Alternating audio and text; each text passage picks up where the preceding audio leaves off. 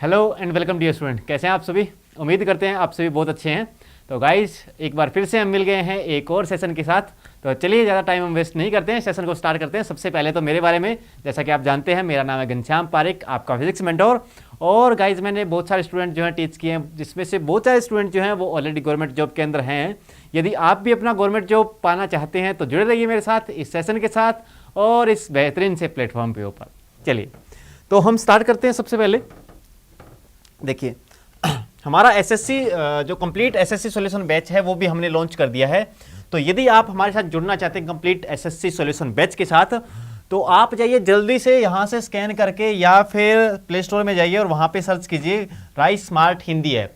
Rice smart Hindi app जैसे ही search करेंगे तो आप हमारे साथ डायरेक्ट जुड़ सकते हैं कंप्लीट एसएससी सॉल्यूशन बैच के साथ, जहाँ पर आपको मिलेगी डेली 3 घंटे की live class, study material, daily class test, weekly assignment test, monthly exam based test, semester test, doubt clearing session और जेनरिक टॉपिक्स। ठीक है तो ये इतने अच्छे से हमने इस कोर्स को तैयार किया है। ठीक है, अच्छा कंटेंट आपको यहाँ से मिलेगा।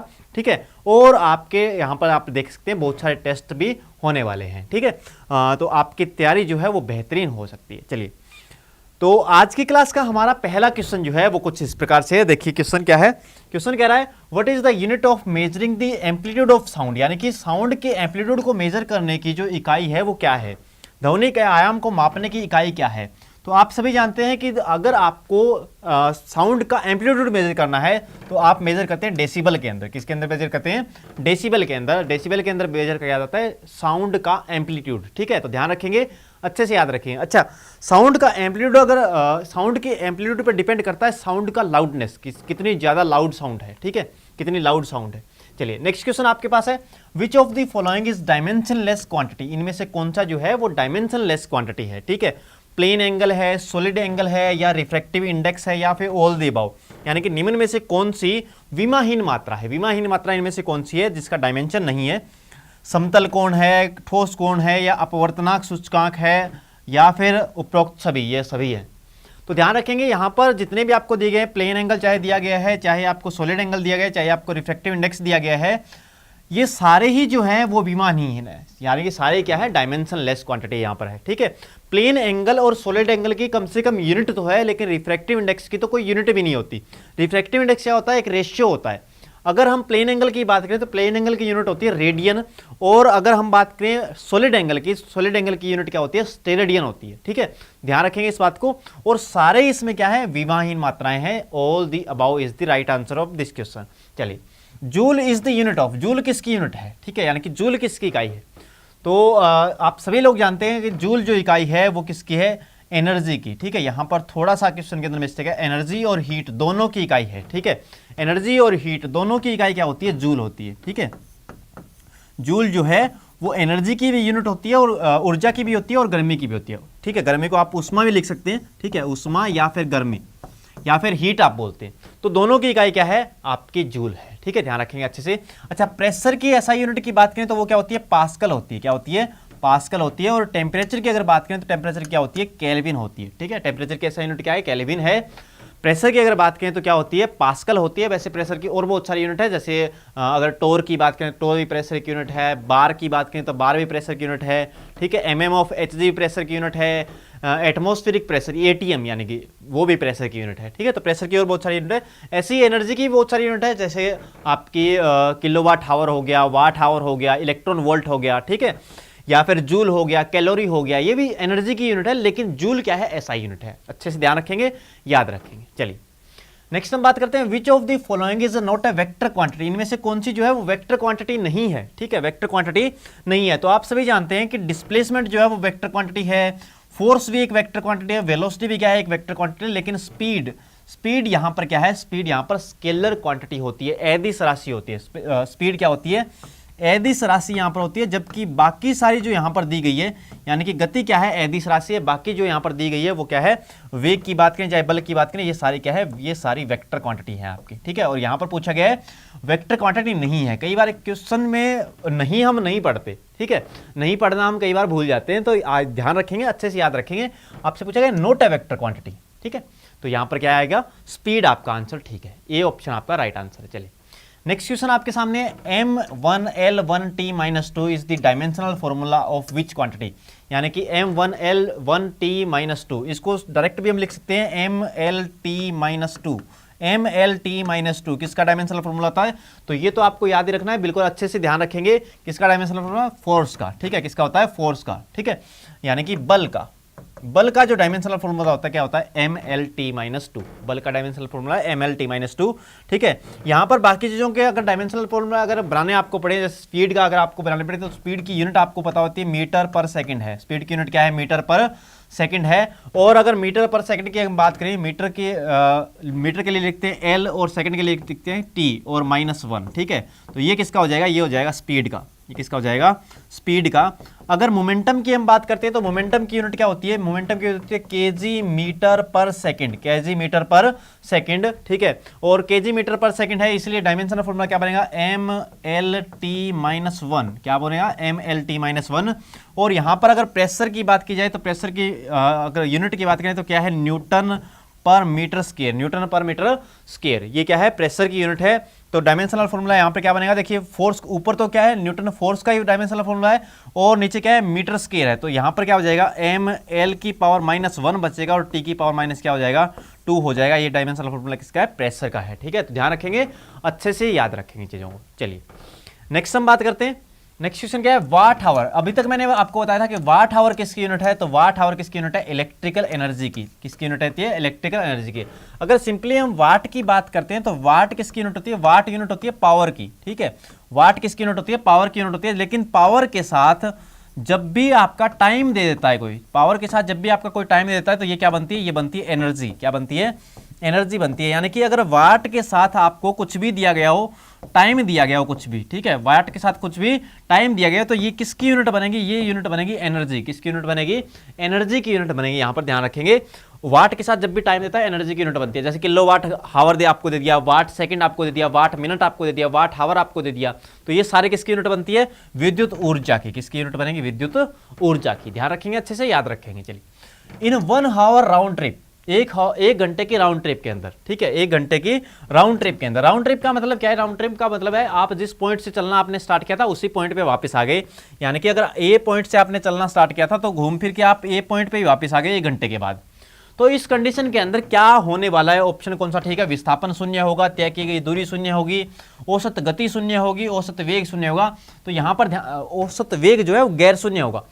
यहां पर आपको ध्यान रखने वाली बात यह है कि डिस्प्लेसमेंट जो होती है वो वेक्टर क्वांटिटी होती है। और डिस्प्लेसमेंट क्या होता है? डिस्प्लेसमेंट होता है minimum distance between initial and final point, ठीक है। तो इनिशियल में आप यहां से चले थे और यहीं पे वापस आ गए तो आपका डिस्प्लेसमेंट क्या रहेगा? यहां पर 0 रहेगा, ठीक है।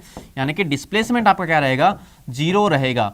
और अगर डिस्प्लेसमेंट 0 होता है तो अगर औसत वेग की बात करें तो displacement divide by time, displacement divide by time क्या होता है? आपकी एवरेज वेलोसिटी होती है। क्या होती है? एवरेज वेलोसिटी होती है। तो यहां पर एवरेज वेलोसिटी भी क्या होगी? 0 होगी इस केस के अंदर, क्योंकि डिस्प्लेसमेंट क्या है? 0 है। और यहां पर दे रखा है गैर शून्य। तो ए ऑप्शन आपका क्या है? Right answer. ए ऑप्शन क्या है? Right answer. विस्थापन शून्य होगा, यहां पर बाकी कोई चीजें नहीं हो सकती। तय की गई दूरी शून्य नहीं हो सकती, औसत गति जो है वो शून्य नहीं हो सकती, क्योंकि दूरी है अगर तो गति भी कुछ ना कुछ होगी। चलिए नेक्स्ट क्वेश्चन की बात करते हैं। A car acceleration uniformly from 18 kilometre per hour to 36 kilometre per hour in 5 second. What is the acceleration in metre per second? यानी कि मीटर पर सेकंड के अंदर एक्सेलेरेशन क्या होगा, ठीक है। तो यहां पर आपको देखना पड़ेगा कि यही टाइम आपको 5 सेकंड के अंदर दिया गया है, जबकि बाकी जो चीजें 18 किलोमीटर पर आवर यहां पर दिया गया है और 36 किलोमीटर पर आवर दिया गया है। हम क्या करने वाले हैं? हम यहां पर करेंगे कि हम क्या करेंगे? हम यूनिट को चेंज करें, क्योंकि यूनिट हमें सेम रखनी पड़ती है। जब भी हम फॉर्मूला लगाते हैं, फॉर्मूला क्या लगाएंगे? एक्सेलरेशन का फॉर्मूला क्या होता है? एक्सेलरेशन का फॉर्मूला होता है चेंज इन वेलोसिटी। क्या होता है? Change in velocity divide by time. Divide by क्या होता है? टाइम। ये फॉर्मूला होता है एक्सेलरेशन का, ठीक है। तो यहां पर आपको डायमेंशन क्या रखने है? सॉरी, यूनिट क्या रखनी है? सेम रखनी है, ठीक है। तो यहां पर किलोमीटर पर आवर है, यहां पर किलोमीटर पर आवर, लेकिन यहां टाइम क्या है? सेकंड के अंदर दिया गया है। अगर हावर के अंदर दिया होता तो हम डायरेक्ट निकाल देते हैं, लेकिन किसके अंदर दिया गया है? सेकंड के अंदर दिया गया है। तो हम क्या करते हैं? जब भी किलोमीटर पर आवर से हमें क्या बनाना होता है? मीटर पर सेकंड बनाना होता है। तो हम क्या करते हैं? इसको 18/5 सॉरी इसको हम क्या करते हैं? 5/18 से क्या करते हैं? डिवाइड करते हैं। 5/18 से क्या कर देते हैं? डिवाइड कर देते हैं, ठीक है। तो 5/18 से क्या कर देंगे, डिवाइड कर देंगे, ठीक है। तो यहाँ पर क्या बनेगा, ये आपका बन जाएगा, ठीक है, किलोमीटर पर आवर से मीटर पर सेकंड बन जाएगा।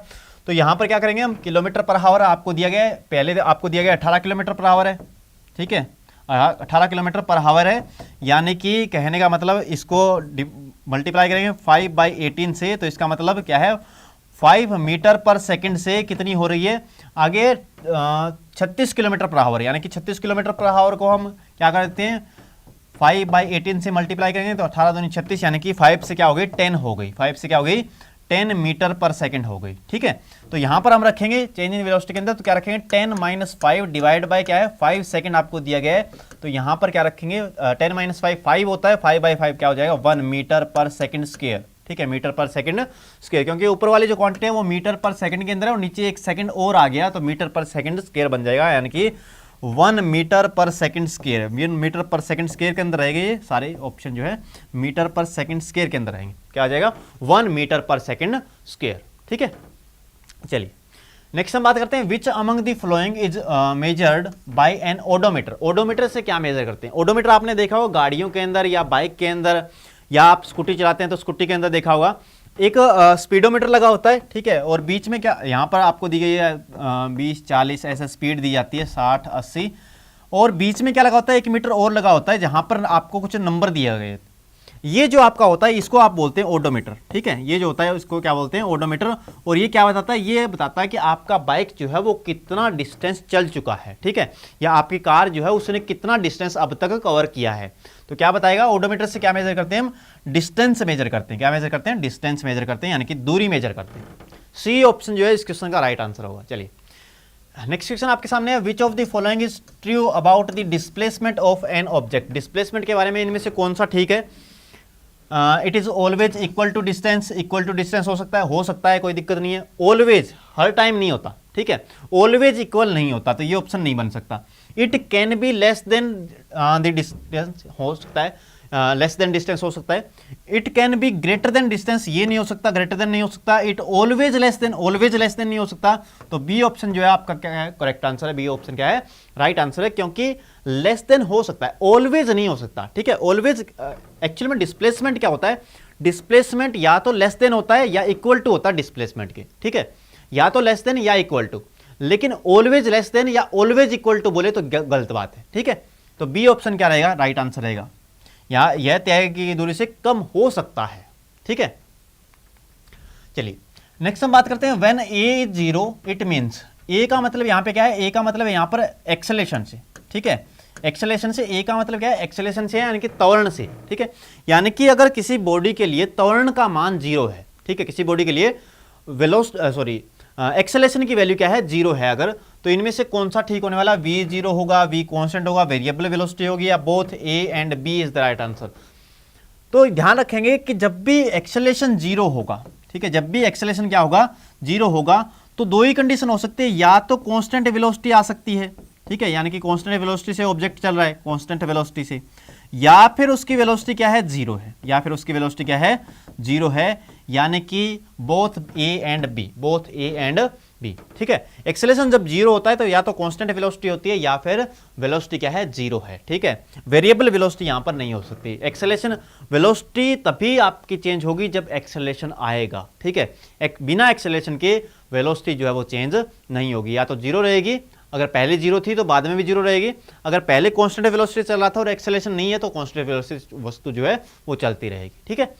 तो डी क्या है आपका राइट आंसर है। चलिए नेक्स्ट हम बात करते हैं, how is an ammeter connected in circuit. Ammeter जो है वो कैसे कनेक्ट किया जाता है। पहली बात तो आपको ये ध्यान रखना है कि एमीटर जो है वो किसको मेजर करने के लिए, एमीटर करंट को मेजर करने के लिए होता है, ठीक है, करंट को मेजर करने के लिए, यानी कि विद्युत धारा को मेजर करने के लिए क्या होता है, एमीटर होता है, ठीक है।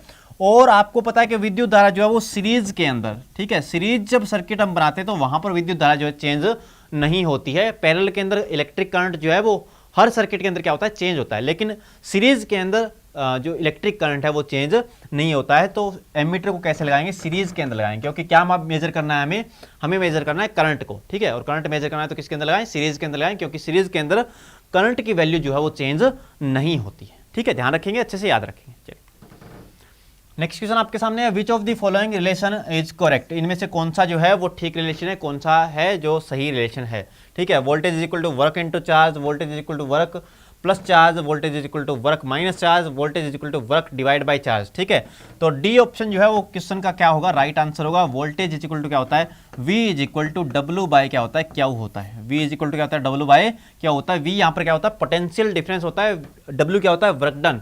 ठीक है, और क्या है कि किस चार्ज के ऊपर वर्क डन किया गया है। ठीक है, किस चार्ज के ऊपर वर्क डन किया गया है। ठीक है, तो ध्यान रखेंगे, अच्छे से याद रखेंगे। डब्ल्यू बाय क्या होता है, क्यू होता है, V is equal to W by Q. चलिए, ट्रांसफॉर्मर वर्क्स विद, यानी कि ट्रांसफॉर्मर जो है वो किसके साथ कार्य करता है, अल्टरनेटिंग करंट पे कार्य करता है, डायरेक्ट करंट पे करता है, या दोनों पे कर सकता है, एसी पे भी कर सकता है और डीसी पे भी कर सकता है, या फिर एनी सिग्नल, किसी भी सिग्नल पे कर सकता है। तो ट्रांसफॉर्मर, ध्यान रखेंगे, ट्रांसफॉर्मर जो होता है वो एसी करंट के लिए होता है। किसके लिए होता है, एसी करंट के लिए होता है, यानी कि प्रत्यावर्ती धारा के लिए होता है। केवल ए ऑप्शन जो है वो आपका राइट आंसर है। ठीक है, ए ऑप्शन जो है वो राइट आंसर है। जो ट्रांसफार्मर होते हैं वो एसी करंट के लिए होते हैं। ठीक है, क्योंकि एसी करंट का वोल्टेज या तो बढ़ाने के लिए या घटाने के लिए आप ट्रांसफार्मर का यूज कर सकते हैं। डीसी करंट जो है वो फिक्स करंट होता है, डीसी करंट जो है उसका वोल्टेज आप बढ़ा या घटा नहीं सकते। ठीक है, तो एसी करंट के लिए क्या होता है, अल्टरनेटिंग करंट के लिए क्या होता है, ट्रांसफार्मर होता है। ठीक है, आपके मोबाइल के अंदर, मोबाइल फोन जो आपका चार्जर है उसके अंदर स्टेप डाउन ट्रांसफार्मर है। ठीक है, ऐसे ही ट्रांसफार्मर आपके दो तरह के होते हैं, एक स्टेप अप और एक स्टेप डाउन। ठीक है, कहीं स्टेप अप का यूज करते हैं, कहीं स्टेप डाउन का यूज करते हैं। ठीक है, indicate the false statement about the resistance of wire, इनमें से कौन सी जो है वो रेजिस्टेंस ऑफ वायर के लिए क्या है, फॉल्स स्टेटमेंट है। तो आप ध्यान रखेंगे यहाँ पर जितने भी ऑप्शन दिए गए हैं, देखिए आर जो है वो आपका रो एल अपॉन ए होता है। रो एल अपॉन क्या होता है, ए होता है। रो क्या होती है, रो होती है आपकी रेजिस्टिविटी। ठीक है, एल क्या होता है, एल होती है लेंथ। ठीक है, रेजिस्टिविटी या फिर प्रतिरोधकता भी बोलते हैं इसको। एल क्या होती है, लेंथ ऑफ वायर। ए क्या होता है, area of cross section of wire, यानी कि आर डायरेक्टली प्रोपोर्शनल होता है आपका रो के, आर आपका डायरेक्टली प्रोपोर्शनल होता है एल के, और आर आपका इनवर्सली प्रोपोर्शनल होता है एरिया ऑफ क्रॉस सेक्शन के। यहाँ पर आप देखिए, it depends on the material of wire, material पे डिपेंड करता है क्योंकि रो पे डिपेंड कर रहा है। ठीक है, it is directly proportional to the length of wire, length of wire पे भी डिपेंड कर रहा है, कोई दिक्कत नहीं है। It is directly proportional to the area of cross section, area of cross section के डायरेक्टली प्रोपोर्शनल नहीं, एरिया ऑफ क्रॉस सेक्शन के क्या होता है, इनवर्सली प्रोपोर्शनल होता है। तो सी ऑप्शन क्या बनेगा आपका, राइट आंसर बनेगा। ये स्टेटमेंट बिल्कुल ठीक है। Resistance of metallic wire increase with increase in temperature, temperature में इंक्रीज करने से जो मेटेलिक वायर होती है उनका रेजिस्टेंस क्या करता है, इंक्रीज करता है, जबकि इंसुलेटर का क्या करता है, डिक्रीज करता है, और सेमीकंडक्टर का भी क्या करता है, डिक्रीज करता है। चलिए, विच इज द करेक्ट, इनमें से कौन सा जो है वो करेक्ट है। Direction of acceleration is always in the direction of velocity, ये सही बात है क्या। Direction of acceleration is always opposite direction of velocity, ये सही बात है क्या। Direction of acceleration is always in the direction of change in velocity, हाँ बिल्कुल ये सही बात है। डायरेक्शन जो एक्सेलरेशन की डायरेक्शन होती है वो चेंज इन वेलोसिटी की डायरेक्शन होती है। ठीक है, यानी कि एक्सेलरेशन और चेंज इन वेलोसिटी की डायरेक्शन क्या होती है, सेम होती है। एक्सेलरेशन जो है वो वेलोसिटी के अगेंस्ट हो सकता है। ठीक है, यानी कि वेलोसिटी के डायरेक्शन में हो सकता है, कोई दिक्कत नहीं है, वेलोसिटी के डायरेक्शन में हो सकता है, वेलोसिटी के अपोजिट डायरेक्शन में भी हो सकता है। ठीक है, देखिए मान लीजिए आपने कोई चीज़ ड्रॉप की, तो आपको पता है जी हमेशा नीचे की तरफ लगता है। ठीक है, जी क्या होता है, एक्सेलरेशन ड्यू टू ग्रेविटी, यानी कि अगर आपने चीज़ें ड्रॉप की तो वेलोसिटी इसकी बढ़ेगी, और वेलोसिटी भी नीचे है और एक्सेलरेशन भी नीचे। या फिर आपने कोई चीज़ ऊपर उछालने की कोशिश की तो यहाँ पर वेलोसिटी और एक्सेलरेशन क्या है, दोनों अपोजिट साइड में, ये हो सकता है, ये भी हो सकता है। लेकिन डायरेक्शन ऑफ एक्सेलरेशन क्या होगा, always opposite always direction of change in velocity, change in velocity की डायरेक्शन में रहेगा हमेशा। एक्सेलरेशन जो है वो चेंज इन वेलोसिटी की डायरेक्शन में रहेगा। ठीक है, तो ये दोनों स्टेटमेंट तो आपकी क्या हो जाएंगी, गलत हो जाएंगी। ठीक है, ये भी गलत हो जाएगी क्योंकि सी ऑप्शन जो है आपका क्या बनेगा, राइट आंसर बनेगा। अपोजिट डायरेक्शन में नहीं होता, सेम डायरेक्शन के अंदर, यानी कि चेंज इन वेलोसिटी, क्योंकि ए इज इक्वल टू क्या लिखते हैं, ए इज इक्वल टू लिखते हैं dv by d t, dv by d t. Dv का मतलब होता है चेंज इन वेलोसिटी, क्या होता है, चेंज इन वेलोसिटी, और चेंज इन वेलोसिटी की जो डायरेक्शन होगी वही क्या होगी, एक्सेलरेशन की भी डायरेक्शन होगी। ठीक है, तो ध्यान रखेंगे, अच्छे से याद रखेंगे। चलिए, a wire of length L made of material of resistivity P is cut into 2 equal parts, resistivity of each parts, यानी कि एक वायर है आपके पास। ठीक है, और उसको आपने बीच में से क्या कर, इस वायर की जो रेजिस्टिविटी है वो क्या है, इस वायर की रेजिस्टिविटी पहले क्या थी, पी थी, अब आपने 2 टुकड़े कर दिए इसके। ठीक है, तो फिर रेजिस्टिविटी क्या रहेगी, ठीक है। तो आपको इस बात का पता होना चाहिए कि रेजिस्टिविटी वायर की जो है वो वायर की लेंथ पे डिपेंड नहीं करती है, वायर के मटेरियल पे डिपेंड करती है। अब जब आपने बीच में से कट किया तो आपने मटेरियल तो चेंज नहीं किया ना। अब मटेरियल जब तक आप चेंज नहीं कर रहे रेजिस्टिविटी चेंज नहीं होगी, यानी कि दोनों टुकड़ों की रेजिस्टिविटी क्या रहेगी, पी ही रहने वाली है, ठीक है। इसकी वायर की पी थी तो टुकड़ों की भी क्या रहेगी, पी रहेगी। दो नहीं, आप 50 टुकड़े भी कर सकते हैं, ठीक है, तो भी क्या रहेगी, पी ही रहेगी। चलिए, a current of 0.5 ampere drawn by filament of an electric bulb for 10 minutes, ठीक है, 10 मिनट के लिए 0.5 एम्पियर का करंट जो है वो चला है, तो कितना चार्ज बह जाएगा, ठीक है, कितना चार्ज जो है वो बह जाएगा, ठीक है। सिंपल सा क्वेश्चन है, आई इज इक्वल टू क्या होता है, क्यू बाय टी होता है, ठीक है। अगर आई इज इक्वल टू क्या होता है, क्यू बाय टी होता है। आई क्या है, electric current is equal to क्या है, charge flowing divide by time. और क्यू की वैल्यू आपको निकालनी है तो आई इंटू में क्या कर देंगे, टी कर देंगे, ठीक है, आई इंटू में क्या कर देंगे, टी कर देंगे। लेकिन यूनिट आपको सेम करनी पड़ेगी, यूनिट क्या करनी पड़ेगी, सेम करनी पड़ेगी। यहां पर जो चार्ज की यूनिट है वो कूलम के अंदर आपको दिया गया है, ऑप्शन कूलम के अंदर है।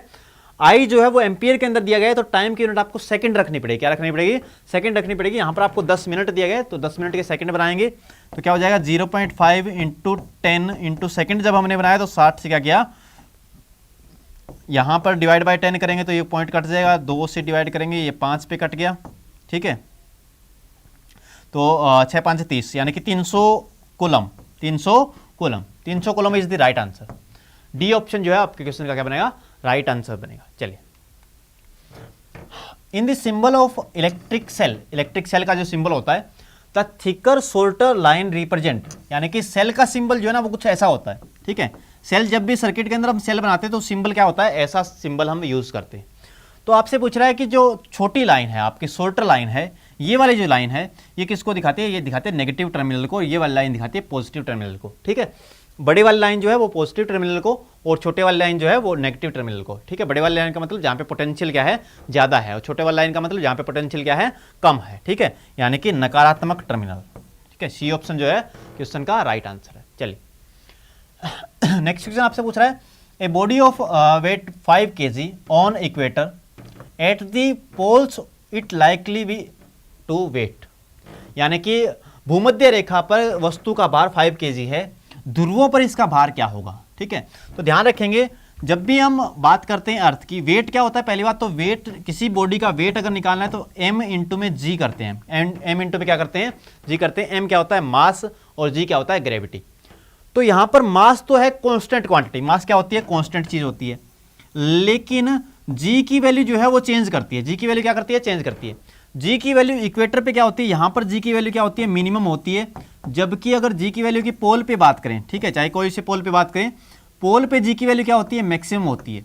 तो g की वैल्यू अगर मैक्सिमम होगी तो वेट भी क्या होगा, मैक्सिमम होगा। तो ध्यान रखेंगे कि अगर इक्वेटर की बात करें, इक्वेटर पे वेट क्या होगा, कम होगा, जबकि पोल पे वेट क्या होगा, ज़्यादा होगा, यानी कि more than 5 kg, more than 5 kg, ठीक है, 5 kg से क्या होगा, ज़्यादा होगा, ठीक है। इक्वेटर पे अगर 5 kg है तो पोल पे क्या होगा, ज़्यादा होगा। चलिए, नेक्स्ट क्वेश्चन आपसे क्या कह रहा है, VIBGYOR violet, indigo, blue, green, yellow, orange, red are the rainbow colours, ठीक है, ये रेनबो कलर हैं, आप सभी जानते हैं।